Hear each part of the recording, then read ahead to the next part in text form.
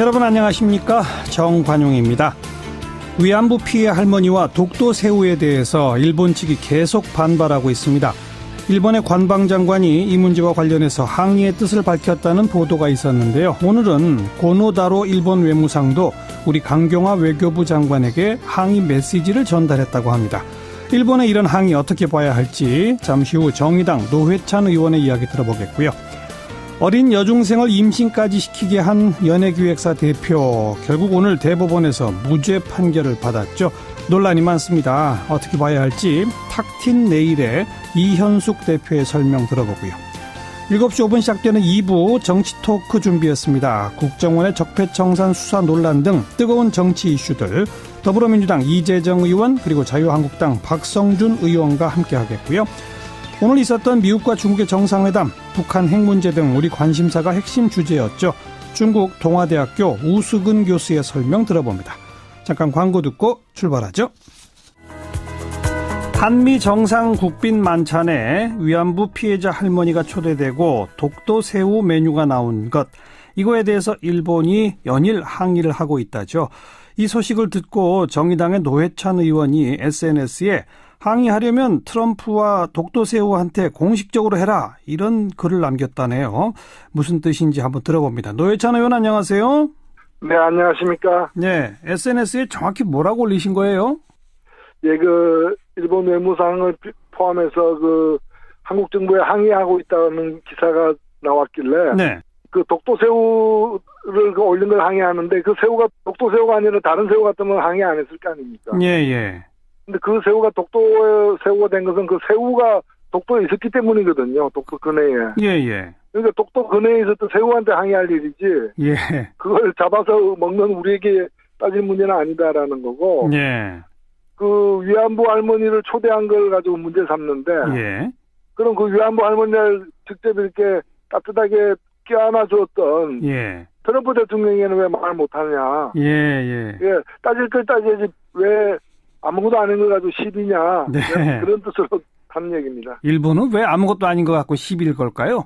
제가 볼 때는 자격지심입니다. 자격지심. 네, 이 두 가지가 자기들도 챙기는, 자기들의 역사적 과거사의 어떤 잘못이나 또 현재 자기들이 이걸 문제 삼고 있는 데 대한 그걸 이제 백일하에 드러나는 데 대해서 불쾌함이 표현하는 거죠. 네. 고노 외상이 북한 위기로 한미일 연대가 특히 중요한 시기이며 미래지향적 한일 관계를 착실히 구축해 가자는 이야기를 하고 있는 가운데 지극히 유감이다, 이랬답니다. 저는 그 말 자체가 모순인 것이, 예. 한미일 연대가 그렇게 고노 수상이 얘기한 것만큼 중요하다면 그 한미일 연대가 중요한데 그 연대의 주요 대상인 한국에 대해서 엄연히 한국이 실질적으로 지배하고 있는 독도에 대해서 자기 땅이라고 이렇게 분란을 일으키고, 예. 그리고 그 위안부 문제는 실제로 있었던 일인데 그에 대해서 왜 진정성 있는 사과를 하지 않아가지고 네, 양국 관계를 계속 불편하게 만드느냐. 예. 우리가 할 얘기죠, 사실은.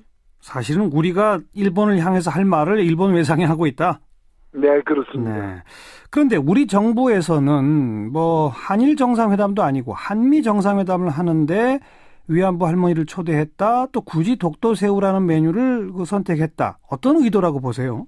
저는 그 자리가 트럼프 대통령이 국빈 방문한 자리였기 때문에 예. 위안부 할머니도 나타났고 독도새우도 올려졌다고 저는 그렇게 해석합니다. 왜냐면은 네. 트럼프 대통령이 아시아 순방을 하고 있지 않습니까? 네. 지금 그리고 일본, 한국, 중국을 방문하는 과정인데 아시아에서 어떤 일이 벌어지고 있는지를 정확하게 알 필요가 있다. 예. 미국에게 일본은 동맹이고, 예. 한국도 미국에게 동맹이지만 한국과 일본 사이는 동맹이 아니라는 거죠. 예. 그리고 더 가까운 나라가 돼야 되는데 미국 트럼프 대통령 입장에서도 한미일이 잘 이렇게 화합하고 단결해야 되는데, 예. 그러기 위해서는 해결해야 될 과제가 엄연히 있다. 예. 근데 대체로 이제 일본의 일방적 얘기를 들어보면은 아무것도 없는데 한국이 저러고 있다. 예. 이런 얘기를 미국한테 많이 전달하기 때문에 아하. 우리로서는 정확하게 어떤 문제가 있고 그런 문제가 누가 옳은지에 대해서 트럼프 대통령이 정확하게 알 것을 저희들이 요청할 수가 있는 거죠. 그래서 예. 가장 자연스럽게 예. 그 문제되고 저는 트럼프 대통령이 모르지 않았다고 생각됩니다. 네. 누군지 모르고 껴안았던 게 아니라 위안부 할머니인 거 알고 껴안았던 것이고요. 당연히 그렇죠. 예, 그래서 저는 뭐 청와대에서 이번에 그 상당히 좀 세련된 방식으로 예. 문제가 어떤 게 있는가를 잘 드러내 줬다 이렇게 생각됩니다. 네, 일부러 한일 간에 있는 문제를 트럼프 대통령한테 가르쳐 주려고 한 배치다 이런 해석이시군요. 네, 그렇습니다. 네. 자, 일본은 이제 계속해서 위안부 문제 최종적이고 불가역적 해결을 확인한 재작년 한일 합의 이걸 지켜라 이런 입장을 계속 밝히고 있는데 지금 이제 문재인 정부는 우리 국민 정서상 받아들일 수 없다. 지금 여기까지만 와 있는 상태란 말이에요. 그러면 재협상 같은 걸 해야 하는 겁니까? 어떻게 해야 하는 겁니까? 그렇죠. 왜냐면은 일본도 억지로 피워서 안 되는 것이 네. 뭐 도장 찍었으니까 이건 유효하다 뭐 이런 식인데요. 네.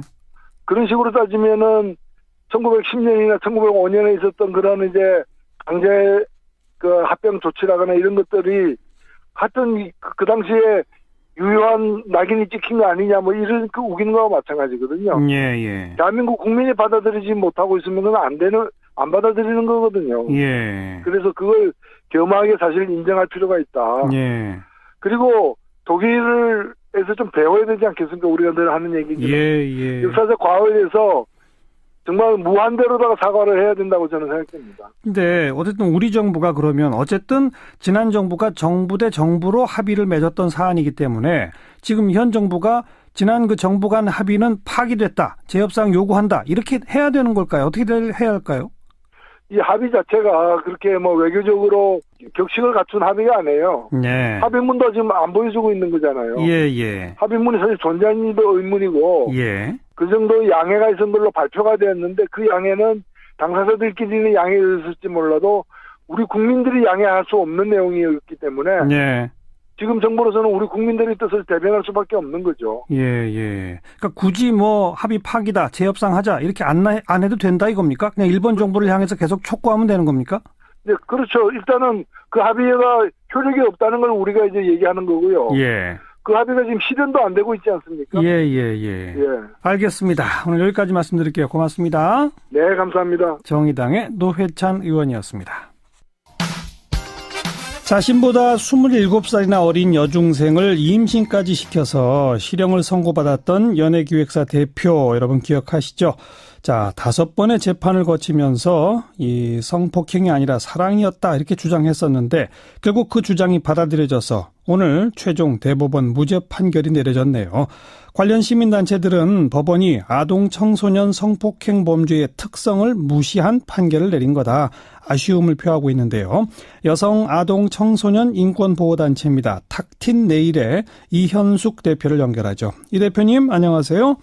네, 안녕하세요. 이게 벌써 오래전 2011년 벌어진 일이죠? 어떤 일이었죠? 네, 2011년도에 연예기획사 대표가 여중생에게 연예인을 시켜주겠다고 접근을 해서 성폭력하고 임신까지 시켰던 사건이었습니다.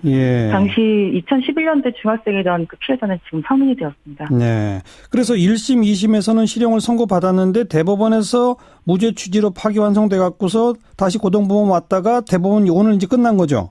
네, 맞습니다. 1심, 2심은 몇 년씩 실형을 선고했었죠? 1심에서는 징역 12년을 선고했었고요. 아하. 2심에서는 징역 9년을 선고했습니다. 예. 그러다가 대법원에서 이거는 이 무죄로 봐야 된다라고 하게 된 배경이 뭐였습니까? 일단은 그 유일한 증거인, 그러니까 피해자가 진술한 그 내용들이 편지를 주고받았었는데 거기에 있는 것들이 자발적으로 쓴 것 같다, 강요해서 쓴 거라고 보기 어렵다 이런 것들 때문에 그 가해자가 주장했던 서로 사랑했다, 뭐 동의했다 이런 것이 받아들여져서 그것 때문에 파기가 되었습니다. 그리고 이제 오늘 대법원에서 무죄 확정된 것도 똑같은 배경인 거죠? 네, 그렇죠. 고등법원에서 판결한 것에 대해서 재상고했는데 그거를 환송했습니다. 네. 자, 이현숙 대표께서는 법원의 이 판결 어떻게 평가하십니까? 우선은 가장 큰 거는요, 아동 청소년 재산 성범죄의 특성을 법원에서 제대로 이해하지 못한 것이라고 생각을 합니다. 이미 해외에서는 18세 미만 아동을 대상으로 하는 성범죄에는 그루밍 수법이 있다라고 많이 알려져 있고 그에 대한 연구도 많이 진행이 되어 있고요. 그루밍이요? 그루밍이 뭐죠? 그루밍이라고 하는 거는 그 성착취를 수월하게 하고 범죄의 폭로를 막으려는 목적을 갖고 신뢰를 쌓거나 성적인 가해 행동을 자연스럽게 받아들이도록 하기 위해서 대인관계나 사회적인 환경이 취약한 아이들한테 다양한 통제 및 조정 기술을 사용하는 것이 이제 그루밍인데요. 네. 쉽게 얘기하면은 피해자로 길들이기라고 보시면 될 것 같습니다. 그래서 아하. 아동대상 성범죄의 특성들은 외형적으로는 동의한 것 같고 폭행 협박이 없었던 것으로 보여지지만 예. 사실상 이제 맥락을 보면 그렇게 길들여지는 과정들이 있었던 거죠. 피해자로 길들이기. 네네. 그러니까 이 사건의 당시 중학생 네. 피해자도 피해자로 네. 길들여졌기 때문에 뭐 네. 그런 그 뭐 사랑한다는 문자, 많이 보고 싶다는 문자 이런 것들을 네. 수시로 보내게 된 게 다 그 결과다 이겁니까? 그렇습니다. 그리고 이 피해자 같은 경우에는 그 처음에 성폭력 피해를 당했을 때 수치심도 많이 느꼈었고 예. 또 그런 거를 부모님한테 하기 어려운 이제 그런 어려움들이 있었고요. 또 두려움도 굉장히 컸었고 예. 그래서 거기에 되게 적극적으로 저항하지 못하는 상태에서 계속 그 과정이 지속되었던 것이 있었고요. 예. 그리고 거기다 임신까지 하게 되니까 더더욱 이제 부모님한테 임신한 사실을 들키는 게 두렵고 하니까 아하. 어쩔 수 없이 이제 가해자 집을 갈 수밖에 없었던 예. 그런 과정들인데 이제 그런 과정들이 있었음에도 불구하고 그걸 단지 자기 발로 가해자 집에 갔다고 해서 동의했다라고 보는 것도 사실 이해가 안 되고요. 네. 그리고 어쨌든 처음 시작은 성폭력이 분명했는데 그런 것도 간과됐다라는 것도 예. 사실 안타깝게 생각합니다. 근데 네. 아무튼 법원은 지금 네. 방금 언급하셨던 것처럼 본인 발로 가해자 집에 찾아가 동거에 동의한 점, 또 네. 다른 사건으로 구속된 그 가해자를 매일 면회를 한 점, 네. 그리고 수백 차례에 걸쳐서 무슨 뭐 메신저나 이런 걸로 사랑한다, 많이 보고 싶다, 함께 살고 싶다, 그리고 호칭은 자기나 남편 이런 것들을 사용한 점, 이런 것들로 네. 봤을 때 이거는 강요나 협박에 의한 것이 아니라 자발성에 의한 것으로 볼 수밖에 없다라고 판단했거든요. 이 점 어떻게 보세요? 그러니까 이런 것들이 이렇게 스톡홀름 증후군이라고 있는데요. 오랫동안 납치당한 그 상태에서 가해자에 대한 연민을 느끼거나 이런 것들이 사실 피해자한테 많이 나타나는 증상이거든요. 예. 특히 이런 경우처럼 굉장히 취약하고 가해자한테 의존할 수밖에 없는 상황이라고 한다면 그 의존성이 높아졌을 가능성이 굉장히 높고 예. 그래서 피해자 같은 경우 일관되게 얘기하는 게 그 가해자의 요구에 의해서 썼다라고 계속 얘기를 하고 있고요. 예. 사실 가해자 같은 경우에도 그런 것을 요구했다라는 사실은 부정하지 않았어요. 단지 화를 내거나 뭐 힘을 가했거나 이렇지 않았다고 얘기했을 뿐이지 네. 그것을 요구했다는 것에 대해서는 부정하지 않았었기 때문에 예. 그래서 단지 그 서신에 쓰여진 내용이나 이런 것을 볼 것이 아니라 그때 당시 피해 아동의 심리 상태라든지 임신한 상태의 취약성이라든지 이런 것들을 종합적으로 판단을 해야 된다고 생각을 합니다. 네. 네. 혹시 아까 언급하셨던 그 피해자로 길들이기라는 그루밍과 관련된 무슨 통계가 있습니까? 저희 탁틴네일 아동 청소년 성폭력 상담소는 주로 이제 성폭력 피해 사건을 청소년들의 그 성폭력 피해 사건을 지원을 하고 있는데요. 예. 2014년부터 올해 6월까지 저희한테 접수된 그 면접장 오랫동안 상담이 지속되던 사례들을 분석을 해봤더니 네. 전체 78건 중에 그루밍에 의한 성폭력이 그 34건으로 43.9%였었고요. 어허. 그리고 또 사실 그 14세에서 16세, 그러니까 중학생 대상이 44.1%로 가장 그러니까 취약했어요. 그리고 그루밍 피해의 특성은 한 번으로 끝나는 것이 아니라 네. 1회 이상 길게는 6년 이상 계속 지속되었던 이런 특성들을 가지고 있었습니다. 거의 절반 가까운 그 상담 사례가 이런 그루밍에 의한 사례였다. 네, 그렇습니다. 조금 구체적으로 몇 가지 예만 들어주시면 어떤 것들이죠? 그러니까 주로 이제 뭐 예를 들어서 학원이나 학교교사가 진로 상담을 해준다라고 하면서 접근을 한다라든지, 네. 아니면 뭐 이렇게 다른 아빠들도 이렇게 한다라고 해서 친아버지가 어떤 성적인 접촉을 한다라든지, 아니면 왕따 때문에 힘들어하는 아이한테 대화 상대가 되면서 친밀함을 형성해준 다음에 그 접근을 한다라든지, 아니면 뭐 악기 같은 걸 가르쳐주겠다, 뭐 부모님 몰래 뭐 용돈을 주겠다, 수법은 굉장히 다양하게 나타나고 있었습니다. 예. 네. 지난번 대법원에서 이제 무죄 취지로 파기환송 판결이 나왔을 때 그때 네. 시민들이 이거 안 된다, 실형 살도록 해야 한다, 뭐 10만 명 서명 운동까지 벌어지지 않았었습니까? 예, 그렇습니다. 그럼에도 불구하고 이제 오늘 최종 확정됐는데 이제 어떻게 해야 할까요? 우선은 일단은 그 지난번에 대법원에서 그 결정됐던 사항을 번복하기 좀 어려웠을 것 같다는 생각도 들고요. 네. 그래서 저희 생각에는 이런 부분들이 좀 보완될 수 있으면 다시 재발하지 않으려면 법이나 제도가 좀 더 많이 개선돼야 되지 않을까 이렇게 생각을 하고 있습니다. 어떤 법과 어떤 제도가 어떻게 바뀌어야 합니까? 가장 큰 거는 현재는 의제강간 연령이라고 해서요. 합의하에 성관계 했어도 그 성폭력으로 처벌하는 연령 기준이 우리나라가 되게 낮은 편이거든요. 그러니까 만 13세 미만의 아동들만 보호를 할 수 있고 만 13세가 넘어가면 서로 사랑했다고 주장하게 되면 처벌하기 어려운 그런 법을 가지고 있습니다. 근데 예. 저희가 그 국제사회에서는 그 성적 동의 연령이라고 해서 그 기준을 18세 미만으로 권고하고 있고 예. 저희들이 자료를 조사해봤을 때 평균적으로는 만 16세 이상인 걸로 나타나고 있었고요. 예. 실제로 13세를 기준을 가진 나라가 몇 안 됐었고 일본 같은 경우에 저희랑 똑같이 13세이긴 하지만 거기는 이미 지자체에서 조례로 18세로 하고 있는 그 지자체가 많았었기 때문에 네. 사실상 13세인 나라는 거의 없다라고 볼 수 있을 것 같습니다. 그래서 이 부분에 대한 상향이 이제 시급한 것 같습니다. 네. 혹시 그런 만 16세나 18세로 올리자라고 하는 취지의 법 개정안 같은 건 아직 국회에 나간 바 없습니까? 있었습니다. 그러니까 지난 회기 때도 한번 발의가 됐었는데 결국 통과가 안 돼서 폐기되었고요. 그래요? 예. 이번에도 새롭게 이제 발의돼서 올라가 있긴 하는데 아직 통과되진 않았습니다. 이게 왜 통과가 안 될까요? 일단은 그게 이제 여러 가지 논쟁점들이 있는데요. 그러니까 뭐 미성년자 간에 일어난 건 어떻게 할 것이냐 아니면은 어저께까지는 둘 다 미성년자였는데 한 사람이 빨리 생일이 빨라서 성인이 돼버리면 어떻게 할 것이냐 연령의 차이고 하여튼 여러 가지 쟁점들이 있어서 이게 어떤 것이 가장 적합한 연령이냐 이런 것들이 좀 어려운 측면들이 있는 것 같습니다. 그래서 네. 하지만 국제적 기준으로 봐서는 우리가 너무 낮다 그거로군요. 예, 너무 낮고요. 그래서 예를 들어서 그 플로리다 주인가요? 거기는 24세 이상인 성인이 18세 미만의 아동과 성관계를 하면은 그 폭력으로 처벌한다라든지 나름대로 이렇게 합리적인 기준들을 가지고 있는 곳들이 많이 있거든요. 알겠습니다. 네. 조금 더 좀 집중 논의를 해서 국회에서 뭔가 법 개정이 좀 빨리 이루어져야 할 필요가 있겠군요. 네, 그렇습니다. 여기까지 말씀 드릴게요. 고맙습니다. 네, 감사합니다. 네, 탁틴 네일의 이현숙 대표였습니다. 윤태권 실장 어서 오십시오. 네, 안녕하세요. 바른정당 탈당한 의원들이 오늘 한국당으로 입당했죠. 예, 아침 한국당 당사에서 이제 홍준표 대표, 정우택 원내대표 등과 함께 재입당파라고 부르는 게 맞겠죠? 네. 손을 맞잡고 만세를 불렀어요. 만세. 예. 9명인데 주호영 의원은 그 바른정당 전당대회 일정까지 책임을 다하겠다. 요즘 약간 궁색하긴 한데 어쨌든 법적 지도부가 있어야 되는 문제가 있잖아요. 지금 원내대표니까. 그러니까요. 뭐 또 만약에 조호영 의원이 빠지면은 바른정당 입장에서도 며칠 동안 누구를 세워야 되니까. 네네. 어찌됐든 그때까지 해주겠다며 미뤘어요. 예. 오늘 저녁에 아마 지금 시작됐는지 모르겠는데 홍문표 사무총장 주최 환영 만찬도 있답니다. 홍 사무총장은 그 대선 직전에 이른바 1차 복당파 13명이 있지 않습니까? 그렇죠. 예. 그중 한 명이죠. 예.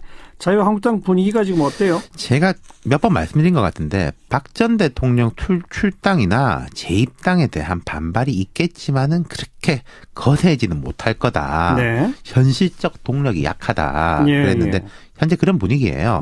일부 이제 몇몇 의원들만 목소리를 내고 있고 홍준표 대표도 이렇게 말했습니다. 나머지 바른정당 분들에 대해서는 더 이상 설득하기 어렵다. 이제 문을 닫고 내부 화합에 주력하겠다. 예. 자. 화학적 재결합 이게 잘 될까요? 고비가 몇 번 있을 겁니다. 첫 번째로 서청원, 최경환 두 사람 출당 문제가 있지 않습니까? 그렇죠. 의총 의결 사항이죠. 지금 의총을 열지 않고 있거든요. 그 의도적으로 지금 안 열고 있는 거죠. 예. 아마도 탈당파들의 이게 재입당 절차가 마무리되고 조금 이제 며칠 지난 다음에 할 거예요. 그럼 이 사람들은 다 찬성할 거 아니겠습니까? 들어온 사람들은요. 그렇죠. 서청원 의원 측은 지금 가까운 당원들이 이런저런 가처분 신청 같은 거 내고 있긴 합니다. 그때가 고비일 것이고. 또 하나가 있습니다. 뭐죠? 어느 정당이든지 그런데요. 탈당이나 분당 사태가 벌어지면은 그 지역의 조직책, 당협위원장을 임명합니다. 그렇죠. 네, 탈당자에 대한 응징이자 그 분위기를 이렇게 다잡기 위한 거죠. 지금 자유한국당도 사실 다 그랬거든요. 이 자리에 다 세웠어요, 사람들을. 바른정당으로 간 의원들의 지역구에 당협위원장 조직책을 다 임명했다는 거죠. 그런데 다시 돌아오면 경합이 되네요. 그렇죠. 그러니까 물론 지명도나 이런 것들은 현직 의원이 높지만은 그 사람들 입장에서는 나는 힘들 때도 당을 지켰다. 근데 내가 밀려나야 되냐. 그리고 이제 또 지방선거 되면 이 공천 문제 있지 않습니까? 그렇죠. 뭐 구의원, 군의원 이런 것들. 여기서 격돌이 있을 겁니다. 김진태 의원은 이런 이야기를 했어요. 당이 망하기를 바라며 뛰쳐나갔다가 안 망하니까 슬며시 기어 들어온다. 탈당해서 당을 만들 때도 보수 통합하려고 만들었냐. 북풍한설에도 당원들이 피눈물로 당을 지켰는데 침을 뱉고 떠난 자들이 무임승차는 있을 수 없다. 실제로 이런 사람들이 많이 있는 것 같아요. 뭐 박근혜겠냐 아니냐를 떠나가지고. 현실적으로 부딪히는 거군요, 이건. 그렇죠. 그러면 뭐 상당한 진통이 앞으로 이어지겠네요. 그러니까 정리해보자면은 정치적인 큰 맥락의 갈등은 뭐 크진 않을 겁니다. 하지만 이런 조직적인 문제들, 실질적인 문제들이 이제 부딪힐 것이고 네. 이제 또 감정의 앙금 같은 거는 해결되기가 쉽지 않은 문제인 거죠. 그렇죠. 그리고 홍 대표가 오늘 이야기로는 이제 어제 이야기인데 문을 닫겠다 했는데 제가 볼 때는 그거는 1라운드 끝이라는 이야기예요. 1라운드? 예. 그럼 2라운드가 있다? 그렇죠. 지방선거 가까워질수록 자유한국당의 보수 진영 내에 이제 구심력이 커질 겁니다. 네, 예. 지금 바른정당 내에서도 안 나가고 있는 사람들이 지도부한테 통합과 외연 확장을 위해 한 달의 말미를 주겠다. 그런 얘기를 하고 그런 있죠. 이야기를 했거든요. 예, 예. 그럼 이제 전당대회 이후 한 달이 아니겠습니까? 전당대회 11월 13일인데. 예. 근데 그 한 달 동안 바른정당 새 지도부를 중심으로 해서 뭐 자유한국당이나 국민의당을 끌어당길 수 있을까? 저는 그건 상당히 회의적이거든요. 회의적이죠. 바른정당은 이제 원내 교섭단체도 아니고 의석도 제일 작은데, 그죠? 그러니까 그러면은 2차 엑소더스가 벌어질 가능성도 있다는 거죠. 엊그제 이 방송에 출연한 이제 황영철 의원 같은 경우에 뭐 탈당파 외에도 5명, 6명 더 그런 이야기 했지 않습니까? 고민하고 있다. 예, 뭐 그게 이제 바로 그 맥락인 거거든요. 네. 자유한국당 입장에서 이제 문 닫았다라고 하지만은 사람들이 추가로 들어올 때 안 받을 이유가 전혀 없는 거죠. 네, 예. 이건 이게 가치 판단에 떠나가지고 현실이 그렇다는 말씀이니까 한 이게 몇 달 동안은 어수선할 건데 큰 반발이 있기는 어려워 보인다. 네. 뭐 이렇게 정리되겠습니다. 네, 수고하셨습니다. 감사합니다. 윤태권 실장이었습니다. 오늘 하루 화제가 된 뜬 뉴스들부터 정리해봅니다. CBS의 김현지 기자 안녕하세요. 네, 안녕하세요. 네, 첫 소식이요. 예, 산속 펜션에서 몰래 도박을 치던 중년 남녀들이 현장을 급습한 경찰을 피해 달아나다 넘어지면서 응급실에 실려갔습니다. 총 31명의 중년 남녀 도박단은 경기도 남양주의 한 깊은 산속 펜션을 통째로 빌려서 도박판을 벌였는데요.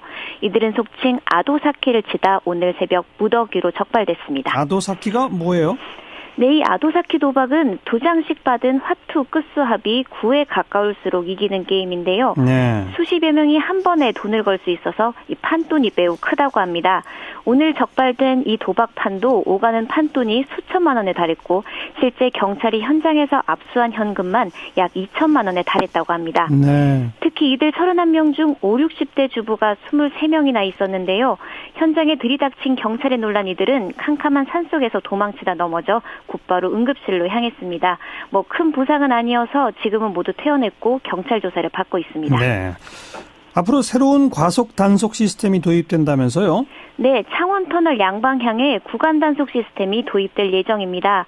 창원터널은 얼마 전 폭발 화재 사고로 8명의 사상자가 발생한 곳인데요. 그렇죠. 예, 창원터널 내리막길 양방향에는 과속 단속 카메라가 설치되어 있는데 이를 피하기 위한 급정거가 당시 사고 원인 중 하나로 지목되면서 창원시와 경찰이 머리를 맞댄 겁니다. 구간 단속 카메라, 이거는 사고를 예방하는 기능이 더 크다 이거죠?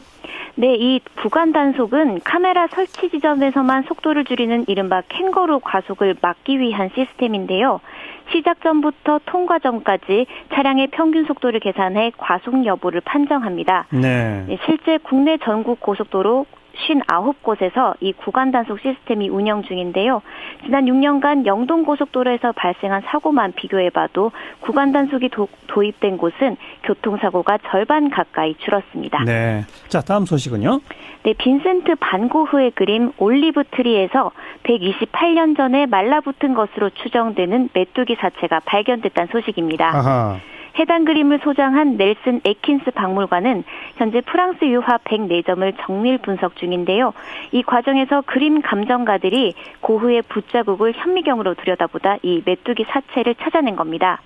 감정가들은 메뚜기가 한 세기 이상 그림에 말라붙어 있었던 상태가 맞다고 확인했고 예. 곤충학자들은 메뚜기가 캔버스에 떨어지면서 물감 속에 묻혀 바로 죽은 것으로 판단된다고 말했습니다. 예. 네, 아마 반 고흐가 바람이 부는 실외에서 작업하던 중 메뚜기가 캔버스에 앉았던 것 같다는 게 전문가들 얘기입니다. 네, 재밌네요. 수고하셨어요. 네, 감사합니다. CBS 김현지 기자였어요.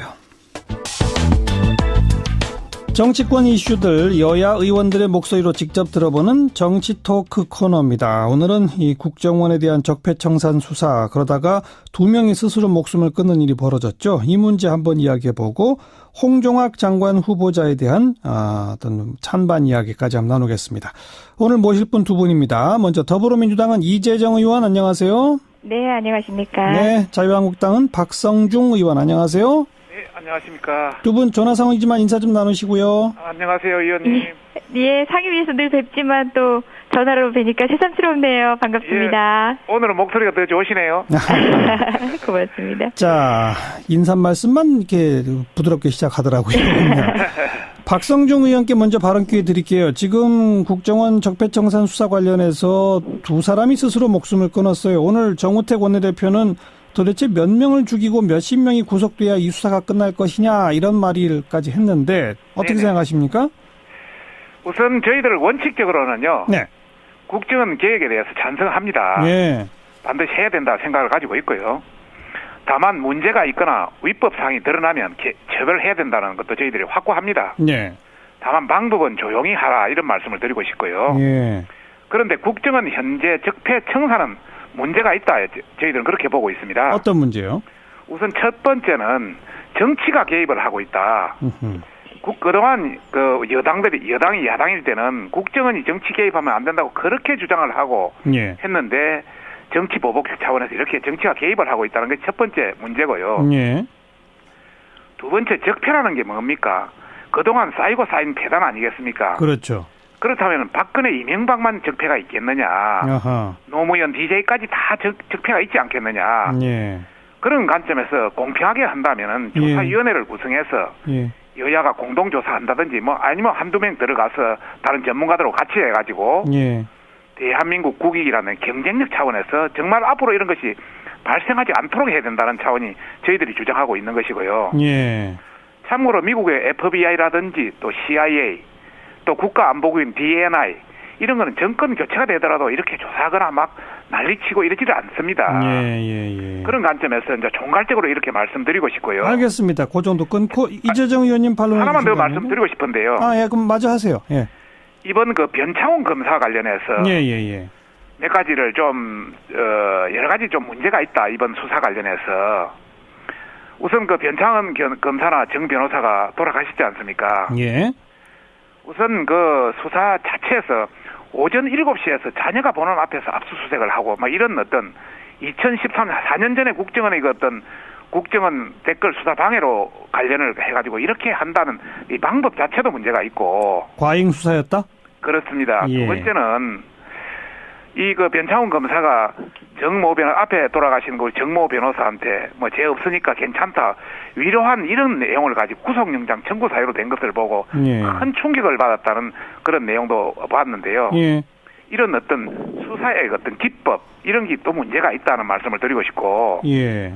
또 한 가지는 지금 윤석열 중앙지검장이 사실 2013년 검찰 수사했을 때 거의 피해자 측입니다. 예. 그러다 보니까 지금 현재 수사는 피해자가 가해자를 수사하는 하나의 복수, 보복. 이런 어떤 개념으로 진행되고 있기 때문에 알겠습니다. 수사 절차상 하자가 또 정당성에 문제가 있다. 이런 말씀을 드리고 싶은 겁니다. 자, 이재정 의원 말씀해 보세요. 예, 우선 변검사의 죽음은 안타까운 일이고 함께 애도합니다. 다만 그 죽음에 공안 검사들 그리고 또 일부 여론 일부가 격앙하는 방식으로 결국 수사를 흔드는 방식으로 접근하는 것에 대해서는 심각한 우려를 금할 수가 없습니다. 예. 특히 검찰에서 그러한 의견들이 나오는 것은요. 심각한 자기 부정행위죠. 10년간 검찰 조사 받던 중에 자살한 사람이 100명이 넘습니다.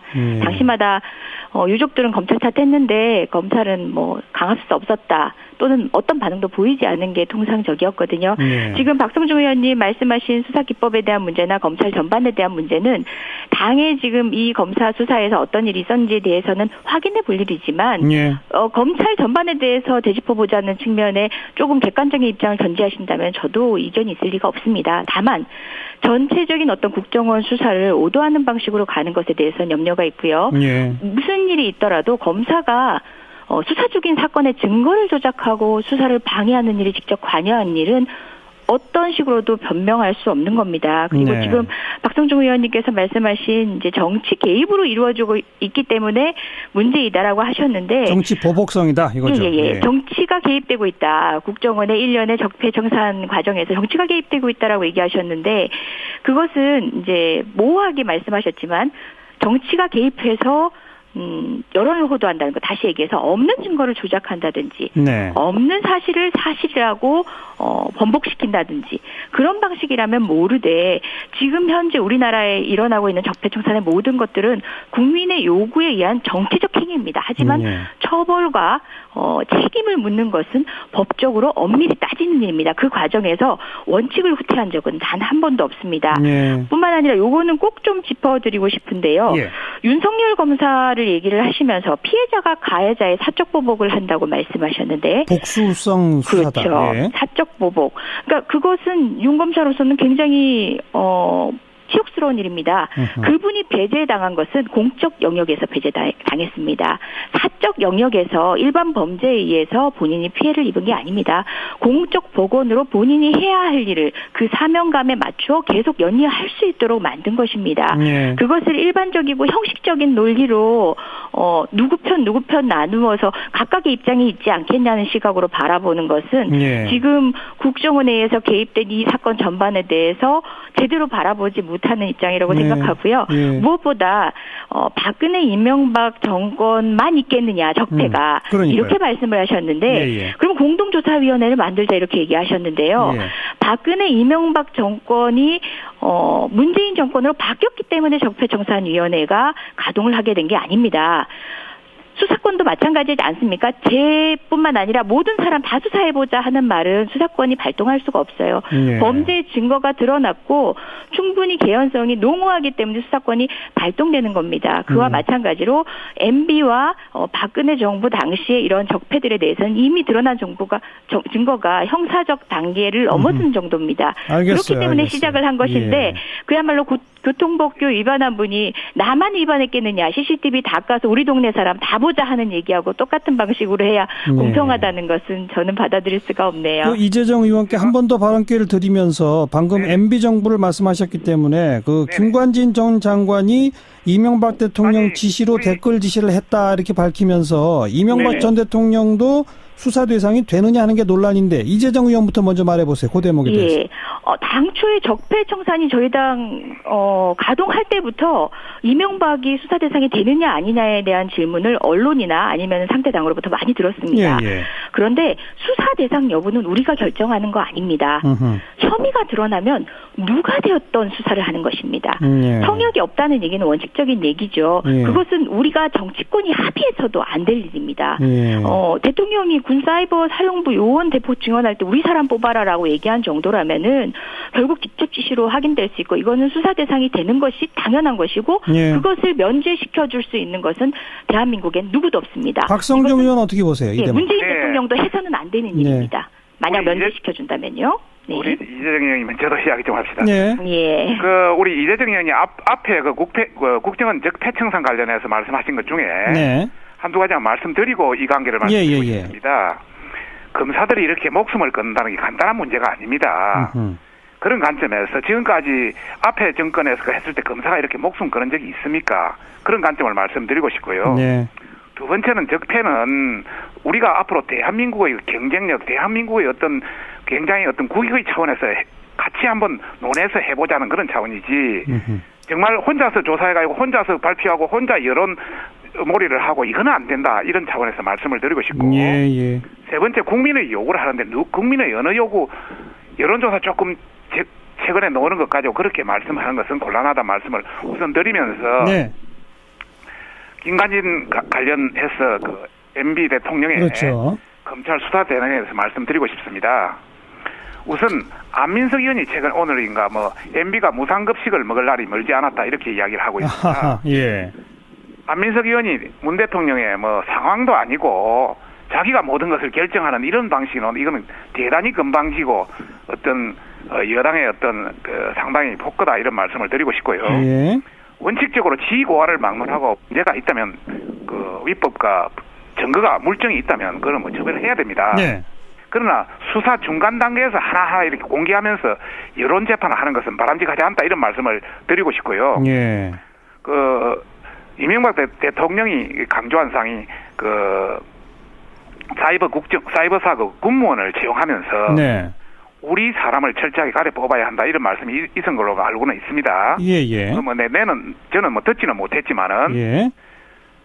그 관련해서 본다면은 그러면 우리 사람 사이버사에 종북 좌파를 뽑아야 되겠습니까? 누구를 뽑아야 되겠습니까? 하하, 예. 친정부 성향이 국가간이 투철한 인물을 뽑아야 되지 않겠습니까? 예. 그런 관점에서 본다면은 일부 신문이나 이런 데서 또 여당에서 주장하는 게 호남을 배제했다 이런 이야기를 하는데요. 네. 김관진 장관도 전주 사람이 호남 사람입니다. 호남 사람한테 호남을 배제하라 할 수 있겠습니까? 예. 그 당시 김장수 장관도 강주 사람이었고요. 알겠어요. 박성중 의원 그러니까 지금까지 보도된 정도 가지고서는 이명박 전 대통령은 아직 수사 대상이 될 만한 그런 증거나 아니다. 이런 게 나오지 않았다. 하나 더 말씀드리고 싶은 것은요. 예.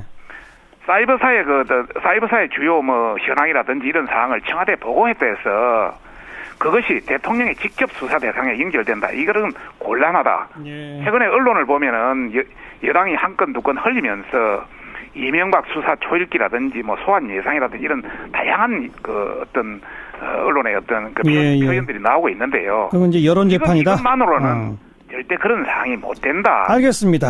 좀 구체적으로. 잠깐만요. 저도 말씀을 좀 잠깐만요. 드려야 될 것 같은데요. 아니요. 예. 두 분 잠깐만요. 시간이 좀 제한도 있기 때문에 하나 더 다뤄야 돼서 지금 제가 짧게만 아니요. 그 양쪽 끊어주셔도 상관없는데요. 양쪽 입장은 다 들었으니까 예. 홍종학 장관 후보자 문제로 바로 넘어가서 이번에는 박성중 의원이 먼저 발언해 보세요. 네. 홍종학 후보자는 내로남을 내가 하면 로맨스고 남이 하면 불륜이다. 이 대표적인 후보자라고 생각합니다. 네. 그래서 당연히 사퇴해야 된다 이런 생각을 드리고 싶고요. 네. 우선 첫 번째는 19대 비례대표 국회의원을 하면서 남의 부의 대물림은 그렇게 비판을 하면서 본인과 자녀의 대물림은 엄청나게 이렇게 격세정이라든지 편법정이라든지 쪼갱이 정이라든지 이런 거 엄청 했다는 말씀을 드리고 싶고 두 번째는 국제중 특목고 중고 폐지 이런 걸 엄청 주장하면서 다른 국제중학교 보내는 이런 문제 또 중소기업 상공인 눈물을 닦아야 한다고 주장하면서 자기는 임차인 갑질 계약서를 하고 있고 또 여러 가지 경제학과 교수나 시민단체 역할은 했지만은 전문성이라든지 어떤 벤처의 현장 경험이라든지 중소기업 이런 철학도 거의 없는 이런 사람이 해서는 안 된다. 결과적으로 하나 더 말씀드리면 4년 동안 현역위원을 하면서 40명의 보좌진을 교체했다는 것은 인격적으로도 문제가 있는 사람이다. 마지막으로 재수 사무소에서 서울대 가라. 명문대 나오지 않는 사람은 소양이 없다. 이런 말을 하는 사람이 과연 장관감이 되겠냐 이런 말씀을 드리고 싶습니다. 네, 6가지나 지적해 주셨는데 이재정 의원 말씀해 보세요. 예, 제일 간단한 얘기부터 먼저 말씀드릴게요. 그 책 제목만 봐도 느껴지시지 않으세요? 반어적 표현입니다. 그래서 언론에서도 더 이상 그 문제를 문제 삼지 않습니다.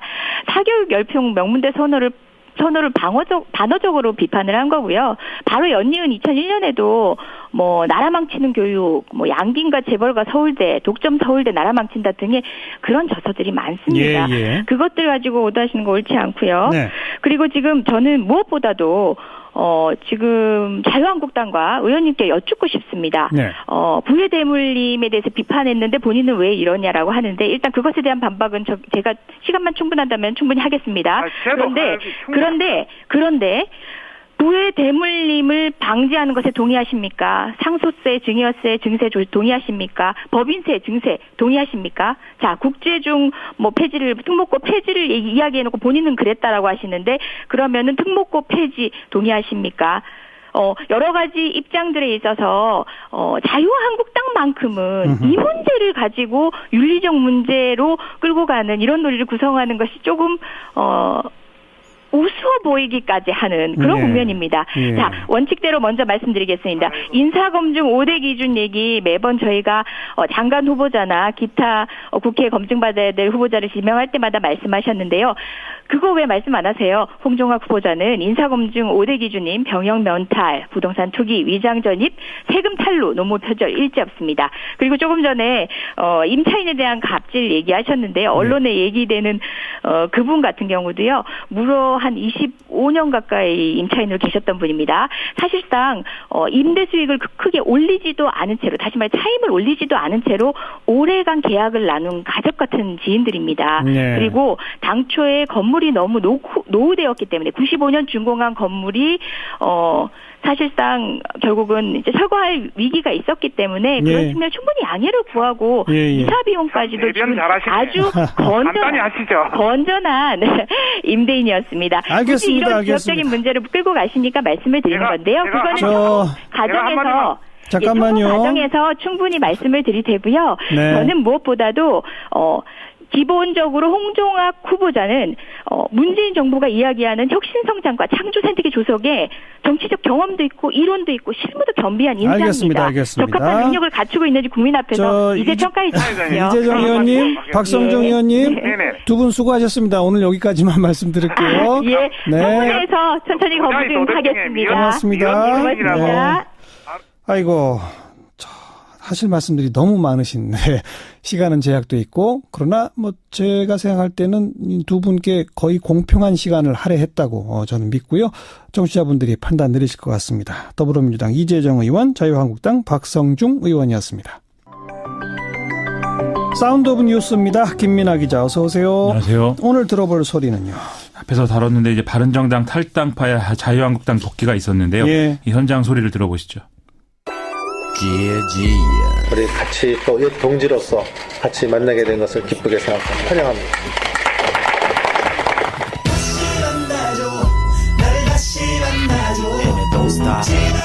아직 정치적 앙금이 서로 남아있긴 하지만은 이제 그 앙금은 해소하고 성냥갑처럼 건드리면 무너질 순간에 있었던 이 당을 살려내기 위해서 전념한 한 사람으로서 그 세월의 무상함도 많이 느끼고 있습니다만은 정치도 무상함을 제가 한 번 더 느끼는 순간이기도. 나라를 걱정하는 많은 국민들께서 보수는 무조건 하나로 뭉쳐서 문재인 좌파 정권의 폭주를 막아달라는. 새로운 여자를 만나고 싶었어. 네, 정우택, 홍준표, 김무성 이런 목소리가 들리네요. 그렇습니다. 네. 뭔가 이제 으르렁대다가 오랜만에 같이 한 자리 아니겠습니까? 뭔가 이제 입장을 같이 하는 공통 화제가 있어야 되겠었는지 이제 문재인 좌파 정부의 독선과 독주를 막아야 한다. 이렇게 입을 모아서 주장하는 그런 모양새였습니다. 예. 특히 김무성 의원은 앞으로 사회 각계각층의 보수 우파 국민들과 보수 시민단체와 함께 보수 대통합을 이뤄서 좌파 폭주에 대항하겠다 이렇게도 얘기를 했는데요. 이것은 이제 자유한국당 혁신위원장을 맡고 있는 류석춘 교수가 일전에 3단계 보수 통합론 얘기한 거하고 일맥상통하는 그런 발언입니다. 네. 1단계가 바른정당 이탈파와의 소통합, 2단계가 보수 시민단체와의 중통합, 3단계가 보수 전체의 대통합 이렇게 얘기를 했었죠. 보수 시민단체라 그러면 어디를 지칭하는 걸까요? 이게 현실적으로 아스팔트 우파 이런 이제 단체를 연상할 수밖에 없는데요. 그렇게 보면 김무성 의원 발언은 합리적 보수 이런 거 하다가 온 사람들 치고는 좀 어울리지 않는다. 이런 얘기가 나올 법도 하죠. 근데 사실 돌이켜보면 박근혜 정권에서 김무성 의원은 민주화운동 경력 이런 걸 내세우면서도 좀 우파 의제 이런 것들을 부각시키는 행보를 한 바가 있거든요. 예. 그렇게 보면 원래 자리로 다시 돌아왔다 이런 얘기도 가능할 것 같고요. 그런 노선에서 보면은 단기적으로는 좀 홍준표 대표하고 코드를 맞출 수 있는 이런 접점이 생기는 것도 같습니다. 네. 다음 달에 원내대표 선거를 해야 되는데 이게 전선이 어떻게 형성되는지 주목을 해봐야 될 것 같습니다. 김무성 의원은 포스트 홍준표 체제에서 당권을 노린다 이런 해석이 많이 있지 않습니까? 그렇습니다. 이 당권 도전설 이런 것도 나오고 심지어 하반기 국회의장까지 노린다 이런 얘기까지 바른정당 언저리에서는 나왔었는데요. 이 국회의장까지는 좀 현실적이지는 않은 것 같고요. 아무튼 오늘 이런 이제 당권 도전설과 관련한 상징적 장면도 있었습니다. 어떤 거요? 홍준표 대표가 오늘 이런 좀 전례가 없는 이런 복당 행사였는데 15분 정도 늦게 왔거든요. 네. 근데 와서는 왜 자리를 바꿔놨냐 내 자리가 저기다 이렇게 항의를 하더라는 거죠. 그래요? 그런데 바로 그 자리에 앉아있던 게 김무성 의원이더라는 겁니다. 예. 그게 내 자리라고 이렇게 얘기를 한 건데 예. 좀 앞으로 협력과 견제의 긴장관계 이걸 좀 예고하는 장면처럼 느껴졌다고 합니다. 네. 자, 다음 뉴스는요. 오랜만에 국정농단 관련 재판 관련 이 소식을 전하겠는데요. 첫 대법원 판결이 나왔습니다. 안종범 전 청와대 정책조정수석에게 뇌물을 건넨 혐의로 기소된 박채윤 씨에게 징역 1년의 실형이 확정됐다는 거죠. 이 박채윤 씨는 아시다시피 김영재 의원, 김영재 원장 배우자죠. 네. 법원은 박채윤 씨가 안종범 전 수석 부부에게 4,900만 원 상당의 금품과 미용 시술을 제공을 했고 또 김진수 전 청와대 보건복지비서관에게는 1천만 원 상당의 금품을 제공한 사실을 인정했습니다. 네. 그래서 박근혜 전 대통령 대통령의 부당한 지시 그리고 안정범 전 수석의 지원으로 이 박지원 씨가 보통의 사업가로는 받을 수 없는 특혜를 받았다. 이렇게 판단했다는 거죠. 최순실 씨의 조카인 장시호 씨 구형 소식도 있죠? 삼성을 압박해서 한국동계스포츠영재센터에 16억여 원을 후원하도록 한 혐의로 기소가 됐는데 오늘 이제 결심 공판이 있었습니다. 예. 검찰은 장시호 씨가 국정농단에 관여한 사실이 분명한데 다른 피고인들과는 달리 수사에 좀 협조적이었던 부분을 감안해서 징역 1년 6개월을 구형한다 이렇게 밝히고 있거든요. 네. 차은택 씨에게는 5년 구형했고 정호성 전 비서관에게는 2년 6개월 구형했기 때문에 뭐 같은 기준으로 보면 상당히 낮은 형량 구형한 걸로 봐야 되겠죠. 장시호 씨는 법정에서 아들까지 이런 이제 그 범죄자의 어떤 자식이다 이런 낙인이 찍힌 것 같아서 괴롭다면서 눈물을 흘리기도 했는데요. 뭐 이런 좀 반성하는 듯한 모습을 보여서 이게 판결에 어떻게 반영될지 관심이 좀 집중되는 분위기입니다. 아울러서 검찰은 오늘 김종 전 문체부 2차관에게도 징역 3년 6개월을 구형했다고 합니다. 최순실 씨 재판은 지금 어떻게 돼가고 있어요? 오늘 직권남용 등 혐의 관련 재판이 진행이 됐는데요. 계속 문제가 되었던 이 문제의 태블릿 PC 공개가 됐습니다. 예. 최순실 씨 측이 검찰에 제출한 포렌식 결과를 신뢰할 수 없다 이렇게 주장을 해서 법정에서 추가 검증을 하기로 했기 때문인데요.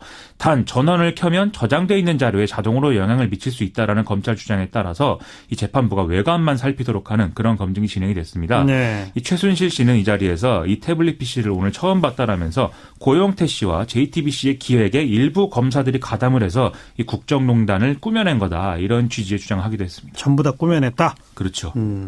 다음 뉴스는요? 인도네시아의 국빈 방문 이틀째를 맡고 있는 문재인 대통령이 오늘 한국 인도네시아 비즈니스 포럼 기조연설에서 신남방 정책을 대내외에 공식 천명했습니다. 이 신남방 정책은 지난번 러시아 극동개발 관련 행사에서 표명했던 신북방 정책하고 좀 짝을 이루는 것이라고 하는데요. 한반도의 신경제 지도를 완성하는 개념이다. 이런 보도 나오고 있습니다. 네. 어떤 의미가 있을까요, 그게? 이게 이제 그 동아시아 지역의 이데올로기적 대립구도 이걸 벗어난 어떤 새로운 시장을 창출하자 이런 의미라고 하는데요. 미국과 중국이라는 강대국 중심의 무역 구조를 좀 바꿔야겠다 이런 취지라는 거죠. 미국의 경우에는 트럼프 행정부로 대표되는 보호무역주의 강화 움직임이 지금 뚜렷한 상황이고 중국도 사드 보복 뭐 이런 것에서 보듯이 국제정치적 환경이 시장 불안을 초래할 수 있는 구조에서 자유롭지 않은 것으로 지금 보이고 있죠. 예. 그런데 아세안 지역은 좀 신흥시장으로 평가되고 있고 또 세계 경제 회복에 견인차 역할을 하고 있다. 이런 이제 평가도 받고 있기 때문에 이 지역을 기반으로 시장 다변화를 해서 좀 양대의 어떤 강대국들 나아가서는 4강 뭐 이런 강대국들로부터의 충격을 좀 견딜 수 있는 예. 구조를 마련하자 이런 얘기라고 합니다. 아세안이 그 인구도 굉장히 많고 참 중요한 시장입니다. 그렇습니다. 또 정치적으로도 아주 중요하죠, 아세안이. 그렇죠. 예를 들면 북핵 문제인데요. 아세안에 가입해 있는 이 동남아 10개국 모두가 이제 북한과 수교를 하고 있으면서도 한반도 비핵화 원칙에 동의하는 이런 스탠스를 갖고 있다는 거죠. 예. 때문에 신남방 정책이 일종의 외교적 레버리지가 될 수 있는 그런 가능성이 있다. 이런 기대도 하고 있는 상황이고 꼭 북핵 문제가 아니더라도 일본과 중국 역시 아세안은 물론 인도까지 좀 영향력을 넓혀가는 그런 전략을 지금 갖고 있거든요. 예. 그래서 우리도 대응을 하지 않을 수가 없는 그런 상황이라는 거죠. 뭐 그래서인지 오늘 청와대 관계자가 이와 관련한 민감한 얘기를 해서 또 논란이 되고 있습니다. 어떤 민감한 얘기요? 일본 아베 신조 내각이 추진하는 대외 전략 이게 이제 미국, 일본의 호주, 인도까지 포함해서 외교적, 경제적 협력을 강화하는 이른바 이제 인도 태평양 전략이죠. 예. 이번에 트럼프 미국 대통령이 이 구상에 힘을 실어줘서 이 표현이 지금 한미 공동 언론 발표문에도 들어가 있는 상황이거든요. 예. 그런데 오늘 김현철 청와대 경제보좌관이 인도 태평양 라인에 뭐 우리가 편입될 필요가 없다 이렇게 공개적으로 발언을 하는 상황이 있었습니다. 또 언론 보도를 보면은 청와대 다른 관계자도 인도 태평양 전략은 결국 중국에 대한 고립 작전인데 우리 문재인 정권 입장은 한미일 3국 군사동맹이 불가하다는 것이다. 그래서 인도 태평양 전략이라는 건 트럼프 대통령이 표명한 것이지 우리는 동의한 적이 없다. 이렇게 얘기를 하고 있거든요. 예. 이런 대목들은 앞으로 좀 국제적인 논란이 이어질 수 있는 부분인 것 같은데요. 어쨌든 뭐 강대국들 사이에서 우리만의 전략 추진하는 게 참 쉬운 일이 아니다. 이런 점을 보여준 사례인 것 같습니다. 어렵죠. 자, 다음 뉴스요. 오늘 한국은행이 국회에 2017년 11월 달 통화신용정책 보고서를 제출했는데요. 앞으로 대략적인 통화신용정책 방향을 예고한 그런 이제 평가를 받고 있습니다. 그동안 저성장, 저물가에 대응해서 통화정책 완화를 확대해 왔는데 이를 조정할 수 있는 여건이 조성되고 있다. 이렇게 판단하고 있는데요. 예. 이런 판단의 근거는 국내 경제 성장세가 수출과 설비 투자 중심으로 개선 흐름을 보이고 있고 3분기 GDP 성장률이 1.4%를 기록해서 올해 연간 GDP 성장률 3%를 달성할 수 있을 것으로 전망이 된다 이런 얘기죠. 다만 성장을 물가가 따라가지 못하는 현상 이건 좀 문제인데요. 이에 대해서 한국은행은 2015년에서 2016년까지의 성장세 둔화와 시장의 구조적 요인이 작용했기 때문인 것으로 보고 앞으로 좀 성장세가 반영이 되면 개선이 이루어질 것이다 이렇게 판단하고 있다고 밝히고 있습니다. 결국은 금리 인상 신호를 강하게 준 거죠? 그렇습니다. 그래서 이번 달 말 열리는 금통위에서 기준금리 0.25%포인트 인상 결정이 있을 것이다 이런 전망이 대세인데요. 지난달 금통위에서도 한국은행 몫의 금통위원이 금리 인상 소수 의견 낸 사실이 이미 알려졌었죠. 또 최근 공개된 금통위 당시 의사록을 보면은 금통위원 6명 가운데 3명이 금리 인상 견해를 밝힌 것으로도 드러나 있거든요. 여기에 12월 앱이 연준의 금리 인상도 확실시되고 있어서 결국 금리 인상은 좀 현실이 될 것 같습니다. 네, 다음 뉴스요. 그동안 논란이 되어왔던 아이코스, 글로, 리일 등의 관련형 전자담배에 대한 개별 소비세가 일반 담배의 89% 수준으로 인상이 되게 됐습니다. 이런 내용의 법 개정안이 국회 본회의에 오늘 통과를 했기 때문인데요. 네. 이 법 개정안은 아이코스에 적용하면 한 갑당 가격 현재 4,300원에서 4,700원 선으로 인상될 여지가 있다고 하고요. 아하. 여기에 이 지방세인 담배 소비세와 여기에 연동되는 지방교육세, 국민건강 증진 부담금 인상 법안까지도 지금 통과가 된다면 그리고 또 이 세금들 역시 일반 담배의 89% 수준으로 인상이 된다면 아이코스 한 갑당 가격은 5,000원을 넘을 수도 있다 이런 보도가 나오고 있습니다. 일반 담배보다 비싸지는 거네요. 그렇죠. 물론 세금 인상분이 가격에 어떻게 반영되는 거냐 이건 제조사가 하기 나름이라 정확한 가격으로 볼 수는 없겠습니다. 네, 수고하셨습니다. 고맙습니다. 김민아 기자였습니다.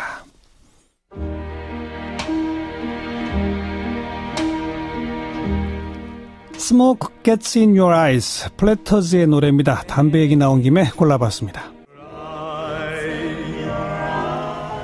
일본과 한국을 거쳐서 중국으로 넘어간 트럼프 미국 대통령, 오늘 중국의 시진핑 국가주석과 정상회담을 가졌습니다. 그 결과를 좀 평가해 보도록 하죠. 중국 동아대학교 우수근 교수 안녕하세요.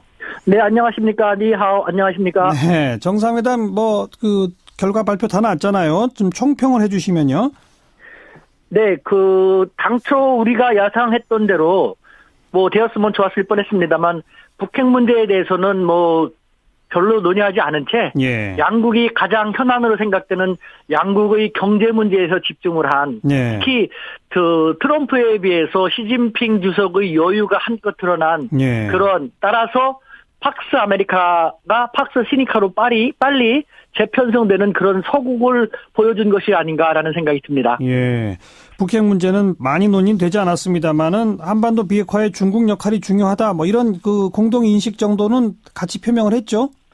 그렇습니다. 당초 제가 중국 현지 당국자들과의 사이 속에서 파악한 바에 의하면은 G1, G2의 정상회담이기 때문에 어떤 지역적이고 부차적인 특정 사안에 의해서 갈등이 더 많이 생기거나 대립이 되면 좋을 것이 하나도 없다.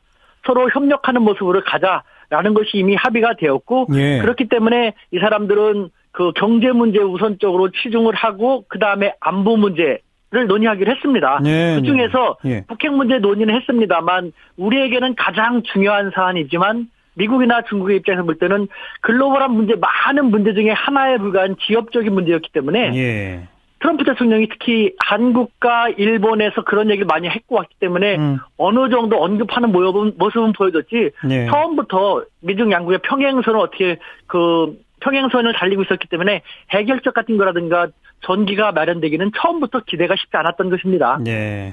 경제 문제에 집중했는데 시진핑 주석의 여유가 돋보였다라고 우수근 교수는 평가를 했어요. 그 이유가 뭡니까?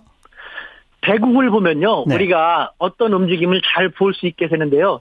이번 정상회담은요. 기울어진 운동장, 중국 쪽으로 유리하게 기울어진 운동장에서 시작된 거나 마찬가지입니다. 왜 그렇죠? 예를 들면은 지금 중국 측은 트럼프 대통령이 당선된 다음에 팍스 아메리카나가 팍스 시니카로 빨리 재촉될 수 있는 기회다라고 판단을 하고 그에 대해서 이제 대비를 하고 있었는데 자, 지금 지는 중국적인 관점에서 바라볼 때 지는 나라인 미국은 지는 나라이면서도 불구하고 트럼프 대통령 개인도 러시아 스캔들 등과 같은 발등에 불이 떨어지고 있지 않습니까?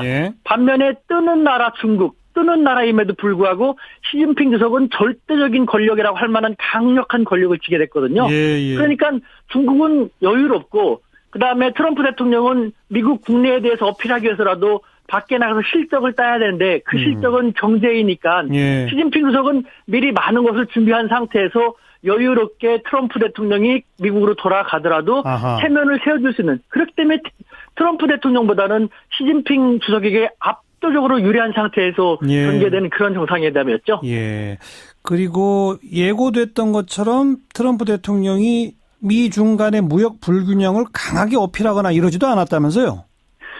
그만큼 말씀드린 것처럼 처음부터 미중 양국 간에는 합의가 있었던 걸로 저는 파악을 하고 있습니다. 예. 어떤 합의냐? 예. 우리가 G1, G2로서 더군다나 시진핑 주석이 2기 집권한 상태에서 처음 맞이하는 국빈이니까 우리 대립되는 것, 갈등되는 모습은 보이지 말고 주로 협력으로 가자. 네. 우리가 미국 트럼프 대통령 당신이 힘든 것, 당신이 필요한 것 잘 아니까 우리가 대국적으로 그렇게 할 테니까 G1, G2로서 협력하는 모습을 보여주자. 예. 라는 측면에서 미리 중국은 여유로운 상태에서 트럼프 대통령을 맞이할 준비를 했고 예. 이번에 트럼프 대통령이 오자마자 우리 돈으로 290조가 넘는 그 무역 경제 협정 같은 것을 체결했지 않습니까? 2,500억 달러 사업 투자 체결 합의했죠. 예. 예. 그러니까 트럼프 대통령 입장에서는 아하. 그 정도면 충분하니까 괜히 또 뭐 중국을 갖다가 딴지 걸고 중국을 불쾌하게 만들므로써 예. 분란을 일으킬 필요가 전혀 없는 것이죠. 예. 알겠습니다. 중국이 이번에 트럼프 대통령을 극진히 환대했다고 그러는데 역대 다른 정상들이 중국 방문했을 때에 비해서 정말 유별나게 이례적으로 그 환대한 겁니까? 그렇습니다. 예를 들면은 이것이야말로 저는 시진핑 주석만이 할 수 있는, 시진핑 주석이 가히 황제의 권력의 범가다라는 것을 보여주는 것 중에 상징적인 하나라고 할 수 있는데요. 뭐가요? 예. 예, 이 자금성이 생긴 지 약 700여 년 만에 특정 한 사람을 위해서 중국의 국가 원수가 아닌 외국의 국가 원수 한 사람만을 위해서 자금성을 통째로 펴갖고 하루를 못 쓰게 한다라든가, 네. 더 나아가 천안문 광장도 그런 식으로 했지 않습니까? 네. 이렇게 할 수 있었던 것은 시진핑이라는 유일한 한 사람, 전임 등소평이라든가 장점이나 후진타워도 감히 이런 생각도 못했는데 시진핑 주석은 그런 생각을 했고 그렇게 실현을 했고 그렇게 극진히 환대하니까 트럼프 대통령 입장에서는 경제적으로도 많이 주고 위상도 많이 세워주고 하니까 예. 시진핑 주석을 껄끄럽게 할 만한 그런 얘기를 할 수가 없는, 감히 이야기를 못하게 다 준비를 했던 것이 중국 측에서는. 예. 어찌 보면 또 트럼프식 전략이라고도 볼 수 있을 것 같아요. 그러니까 미국 현지에서는 중국을 향해서 한국을 향해서 무역 불균형, FTA 강한 얘기들을 왕창 쏟아놓고 미리 뭘 준비시켜 놓고 정작 그 해당 국가에 와서는 그냥 원만한 타협을 보고 그런 게 일종의 트럼프식 전략이라고 보이진 않으세요? 맞습니다. 그러니까 그야말로 미중은 이번에 윈윈이었던 것이죠. 아하. 그렇기 때문에 이와 같은 중국 국내외 상황과 미국의 국내외 상황을 잘 보면은 우리가 정말 많이 기다렸던, 요번에 우린 또 미중 양국 정상회담을 통해서 북핵 문제의 모멘텀, 전기가 마련될 것을 많이 기대했지 않습니까? 예. 저는 늘 왜 그런 일은 있을 수도 없는데 말도 안 되는 너무 나이브한 생각을 하느냐라고 얘기했는데, 예. 보십시오. 아까도 말씀드렸지만 두 정상은 양국의 경제 문제가 가장 중요한 것이었고, 예. 그다음에 양국 간의 안보 문제였어요. 예. 그 안보 문제에는 북한 문제도 들어가지만 예. 북한 문제 외에 다른 것도 많고, 북한 문제는 방법상 서로 평행선을 걷기 때문에 깊이 있게 거론하면 거론할수록 두 정상의 사이가 안 좋게 될 우려가 큰 것이죠. 네. 그래서 처음부터 북한 문제는 특히 트럼프 대통령이 한국과 일본을 의식해서 어느 정도 거론하는 정도로 나가고 예. 깊이 있게 들어가지 않고, 그렇기 때문에 처음부터 북한 문제는 해결의 전기는커녕 우리의 기대에는 훨씬 못 미치는 것이 예상되어 있었는데 우리는 오매불망 아직도 그 미련을 갖고 있으니 너무 답답한 것이죠. 네. 오늘 전화로 모신 김에 사드로 꽉 닫혔던 중국의 태도 변화가 보여지고 있는데 이제 한중 관계는 완전 정상화 될까요? 짧게만 한 말씀. 네, 정상화 가능성이 크다고 생각합니다. 이번에 에이픽에서 한중 정상이 만나는 것은 입춘의 서곡입니다. 입춘 다음에 꽃샘추위가 많이 올지 아니면 바로 따뜻해질지는 우리가 하기 나름입니다. 확실한 것은 사드 정국을 이렇게 푸는 것은 시진핑 주석이 그렇게 해야 될 필요성을 더 많이 느끼기 때문에 하는 것이기 때문에 우리는 좀 낮은 자세로 나갈 것이 아니라 당당하게 미국과 중국의 국내적인 상황을 파악한 상태에서 우리가 리드해 나갈 수 있는 그 위상이 있다는 것을 잘 깨닫고 그런 외교를 전개했으면 좋겠습니다. 당당하게 임하자, 이런 말씀까지 오늘 고맙습니다. 네, 감사합니다. 네, 미중 정상회담에 대한 평가 그리고 앞으로 한중 관계 얘기까지 들어봤습니다. 중국 동아대학교 우수근 교수였어요. 시사잡기 오늘 순서 마치겠습니다. 곧 이어서 11월 한 달 동안 보내드리는 특집 400초 음향 다큐 우리들 방송됩니다. 계속 애청해 주시기 바라고요. 내일 저녁 다시 뵙죠. 안녕히 계십시오.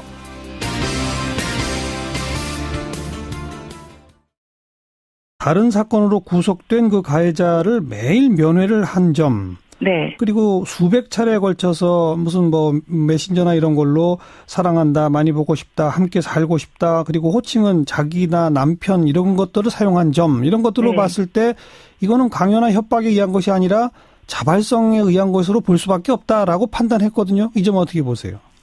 그러니까 이런 것들이 스톡홀름 증후군이라고 있는데요. 오랫동안 납치당한 그 상태에서 가해자에 대한 연민을 느끼거나 이런 것들이 사실 피해자한테 많이 나타나는 증상이거든요. 예. 특히 이런 경우처럼 그때 취약하고 가해자한테 의존할 수밖에 없는 상황이라고 한다면 그 의존성이 높아졌을 가능성이 굉장히 높고 예. 그래서 피해자 같은 경우 일관되게 얘기하는 게 그 가해자의 요구에 의해서 썼다라고 계속 얘기를 하고 있고요. 예. 사실 가해자 같은 경우에도 그런 것을 요구했다라는 사실은 부정하지 않았어요. 단지 화를 내거나 뭐 힘을 가했거나 이렇지 않았다고 얘기했을 뿐이지. 네. 그것을 요구했다는 것에 대해서는 부정하지 않았었기 때문에. 예. 단지 그 서신에 쓰여진 내용이나 이런 것을 볼 것이 아니라 그때 당시 피해 아동의 심리 상태라든지 임신한 상태의 취약성이라든지 이런 것들을 종합적으로 판단을 해야 된다고 생각을 합니다. 네. 네. 혹시 아까 언급하셨던 그 피해자로 길들이기라는 그루밍과 관련된 무슨 통계가 있습니까?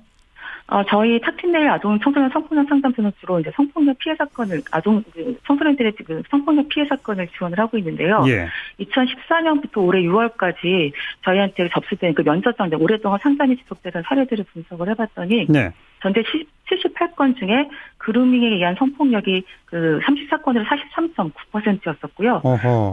그리고 사실 그 14세에서 16세, 그러니까 중학생 대상이 44.1%로 가장 그러니까 취약했어요. 그리고 그루밍 피해의 특성은 한 번으로 끝나는 것이 아니라 네. 1회에선 길게는 6년 이상 계속 지속되었던 이런 특성들을 가지고 있었습니다. 거의 절반 가까운 그 상담 사례가 이런 그루밍에 의한 사례였다. 네, 그렇습니다. 조금 구체적으로 몇 가지 예만 들어주시면 어떤 것들이죠?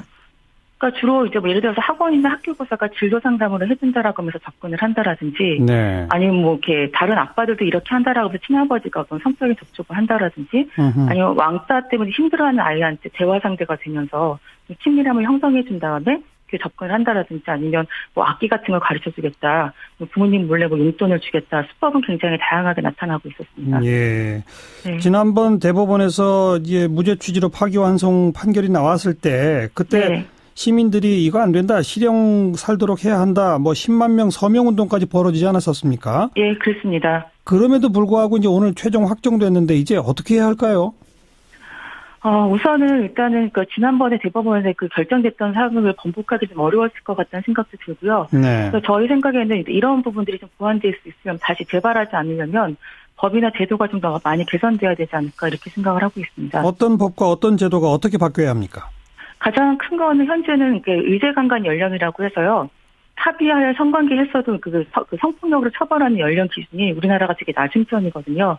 그러니까 만 13세 미만의 아동들만 보호를 할 수 있고 만 13세가 넘어가면 서로 사랑했다고 주장하게 되면 처벌하기 어려운 그런 법을 가지고 있습니다. 근데 저희가 그 국제사회에서는 그 성적 동의 연령이라고 해서 그 기준을 18세 미만으로 권고하고 있고 저희들이 자료를 조사해봤을 때 평균적으로는 만 16세 이상인 걸로 나타나고 있었고요. 실제로 13세를 기준을 가진 나라가 몇 안 됐었고 일본 같은 경우도 저희랑 똑같이 13세이긴 하지만 거기는 이미 지자체에서 조례로 18세로 하고 있는 그 지자체가 많았었기 때문에 사실상 13세인 나라는 거의 여러분 기억하시죠?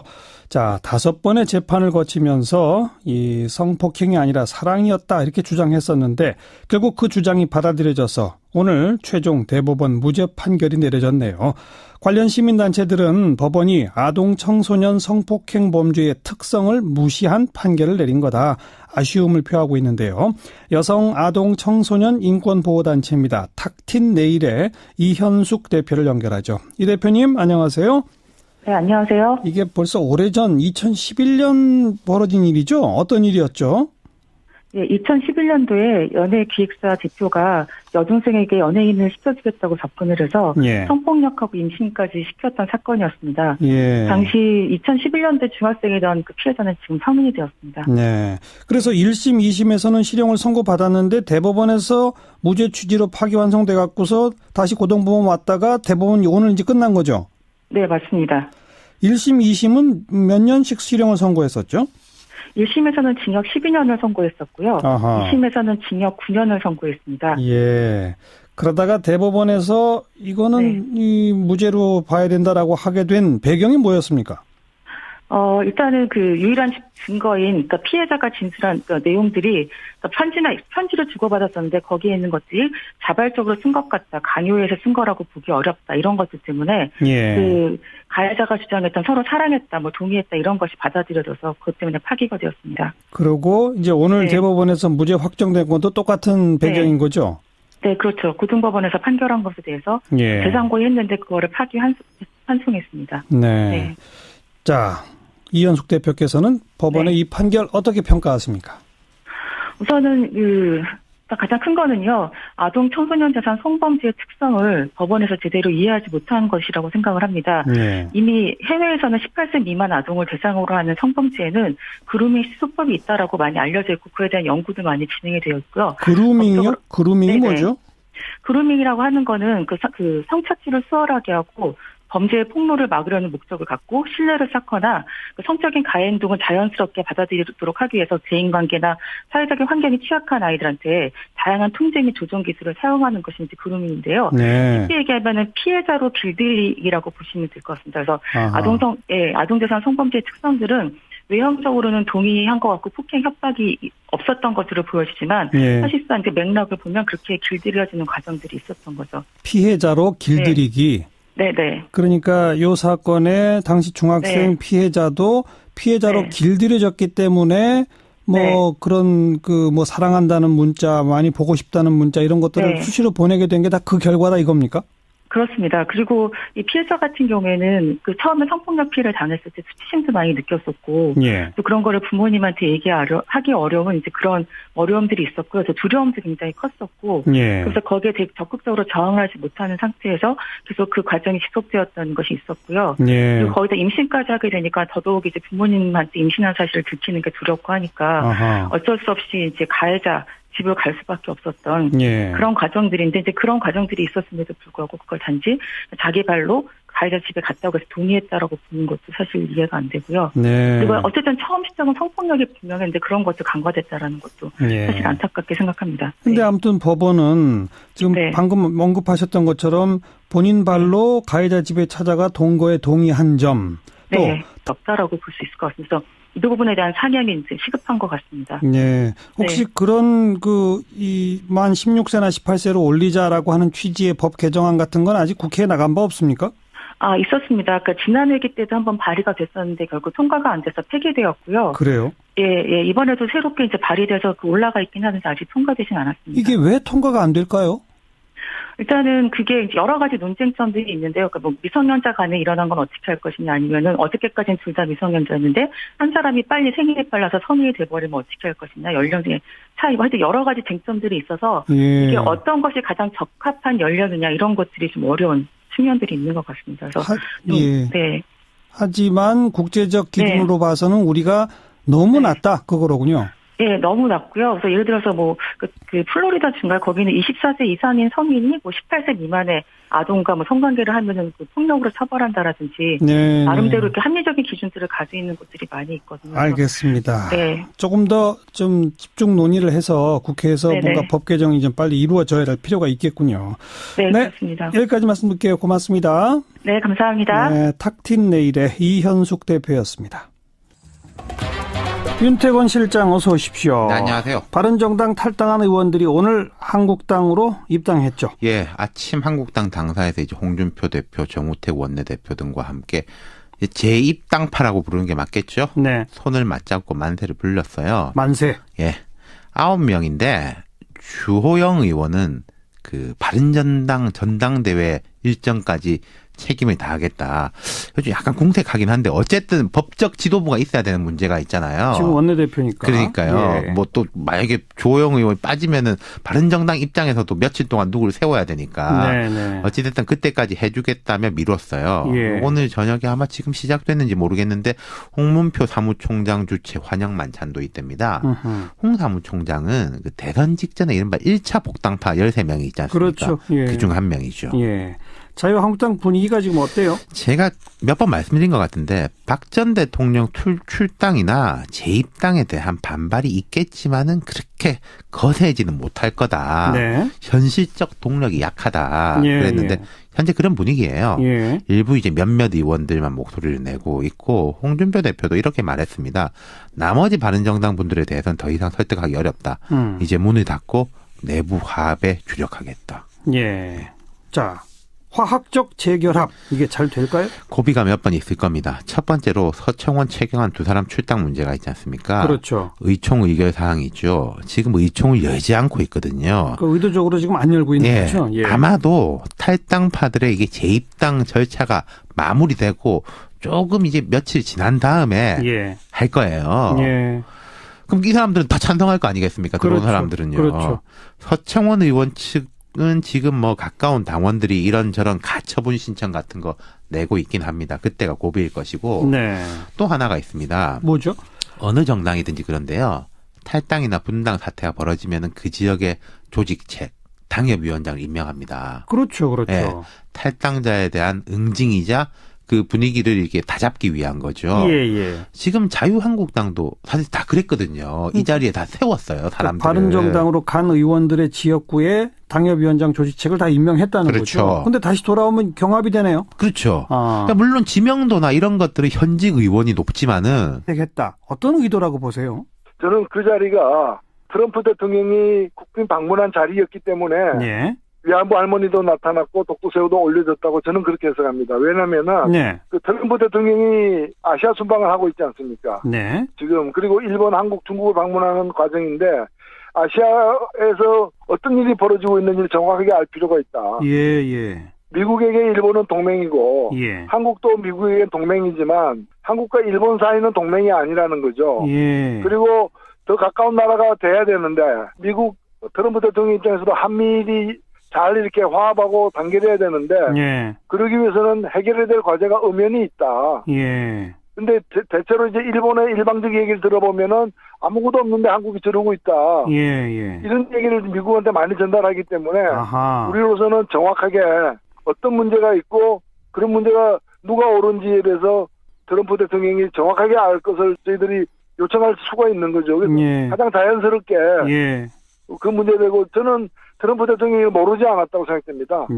누군지 모르고 껴안았던 게 아니라 위안부 할머니인 거 알고 껴안았던 것이고요. 당연히 그렇죠. 그래서 저는 뭐 청와대에서 이번에 그 상당히 좀 세련된 방식으로 문제가 어떤 게 있는가를 잘 드러내 줬다 이렇게 생각됩니다. 일부러 한일 간에 있는 문제를 트럼프 대통령한테 가르쳐 주려고 한 배치다 이런 해석이시군요. 그렇습니다. 자, 일본은 이제 계속해서 위안부 문제 최종적이고 불가역적 해결을 확인한 재작년 한일 합의 이걸 지켜라 이런 입장을 계속 밝히고 있는데 지금 이제 문재인 정부는 우리 국민 정서상 받아들일 수 없다. 지금 여기까지만 와 있는 상태란 말이에요. 그러면 재협상 같은 걸 해야 하는 겁니까? 어떻게 해야 하는 겁니까? 그렇죠. 왜냐면은 일본도 억지로 피워서 안 되는 것이 뭐 도장 찍었으니까 이거는 유효하다 뭐 이런 식인데요. 그런 식으로 따지면은 1910년이나 1905년에 있었던 그런 이제 강제 그 합병 조치라거나 이런 것들이 하여튼 그 당시에 유효한 낙인이 찍힌 거 아니냐 뭐 이런 그 우기는 거와 마찬가지거든요. 대한민국 국민이 받아들이지 못하고 있으면 안 받아들이는 거거든요. 그래서 그걸 겸허하게 사실 인정할 필요가 있다. 그리고 독일에서 좀 배워야 되지 않겠습니까? 우리가 늘 하는 얘기죠. 역사적 과거에 대해서 정말 무한대로다가 사과를 해야 된다고 저는 생각합니다. 근데 어쨌든 우리 정부가 그러면 어쨌든 지난 정부가 정부 대 정부로 합의를 맺었던 사안이기 때문에 지금 현 정부가 지난 그 정부 간 합의는 파기됐다. 재협상 요구한다. 이렇게 해야 되는 걸까요? 어떻게 해야 할까요?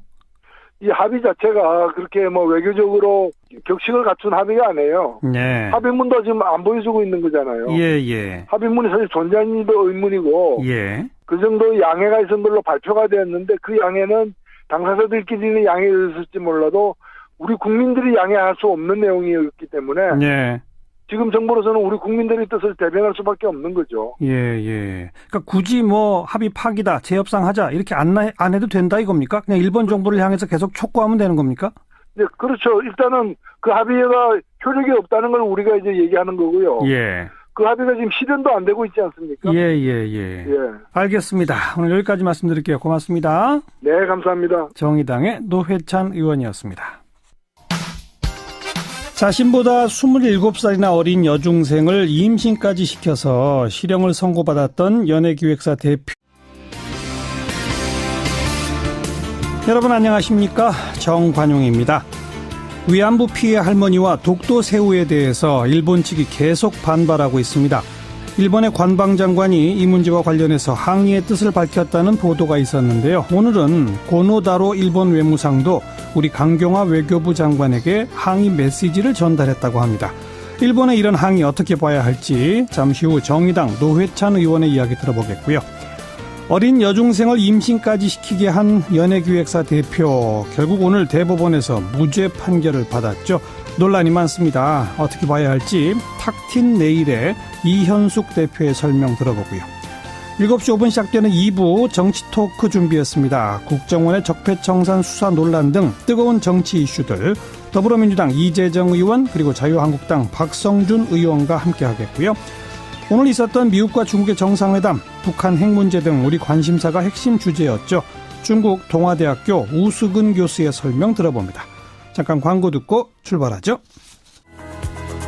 한미 정상 국빈 만찬에 위안부 피해자 할머니가 초대되고 독도 새우 메뉴가 나온 것, 이거에 대해서 일본이 연일 항의를 하고 있다죠.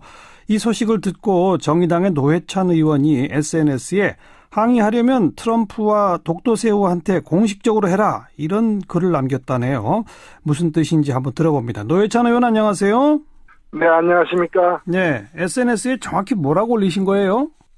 예, 일본 외무상을 포함해서 한국 정부에 항의하고 있다는 기사가 나왔길래. 네. 독도 새우를 올린 걸 항의하는데 그 새우가 독도 새우가 아니라 다른 새우 같으면 항의 안 했을 거 아닙니까? 예. 근데 그 새우가 독도 새우가 된 것은 그 새우가 독도에 있었기 때문이거든요. 독도 근해에. 예. 그러니까 독도 근해에 있었던 새우한테 항의할 일이지. 예. 그걸 잡아서 먹는 우리에게 따질 문제는 아니다라는 거고. 예. 위안부 할머니를 초대한 걸 가지고 문제 삼는데. 예. 그럼 그 위안부 할머니를 직접 이렇게 따뜻하게 껴안아 주었던. 예. 트럼프 대통령에는 왜 말 못하냐. 예. 따질 걸 따져야지 왜 아무것도 아닌 걸 가지고 시비냐. 네. 그런 뜻으로 하는 얘기입니다. 일본은 왜 아무것도 아닌 것 같고 시비일 걸까요? 제가 볼 때는 자격지심입니다. 자격지심. 네, 이 두 가지가 자기들도 캥기는 자기들의 역사적 과거사의 어떤 잘못이나 또 현재 자기들이 이걸 문제 삼고 있는 데 대한 그걸 이제 백일하에 드러나는 데 대해서 불쾌함 표현하는 거죠. 네. 고노 외상이 북한 위기로 한미일 연대가 특히 중요한 시기이며 미래지향적 한일 관계를 착실히 구축해 가자는 이야기를 하고 있는 가운데 지극히 유감이다, 이랬답니다. 저는 그 말 자체가 모순인 것이 한미일 연대가 그렇게 고노 수상이 얘기한 것만큼 중요하다면 그 한미일 연대가 중요한데 그 연대의 주요 대상인 한국에 대해서 엄연히 한국이 실질적으로 지배하고 있는 독도에 대해서 자기 땅이라고 이렇게 분란을 일으키고 그리고 그 위안부 문제는 실제로 있었던 일인데 그에 대해서 왜 진정성 있는 사과를 하지 않아가지고 양국 관계를 계속 불편하게 만드느냐. 우리가 할 얘기죠, 사실은. 사실은 우리가 일본을 향해서 할 말을 일본 외상이 하고 있다. 네, 그렇습니다. 네. 그런데 우리 정부에서는 한일 정상회담도 아니고 한미 정상회담을 하는데 위안부 할머니를 초대했다. 또 굳이 독도 새우라는 메뉴를 선택.